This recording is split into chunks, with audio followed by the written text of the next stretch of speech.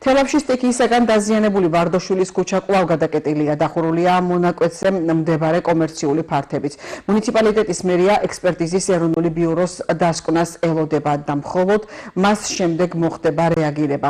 ინფრასტრუქტურის მინისტრის განმარტებით ყველა იმ ნაგებობასთან დაკავშირებით, რომელიც საფრთხის შემცველად შეფასდება, შესაბამისი გადაწყვეტილება იქნება მიღებული. ასევე იგეგმება თელავის ხევის მოდერნიზაცია და საფრთხის შემცველ ობიექტებს სავარაუდოდ სახელმწიფო გამოისყიდის.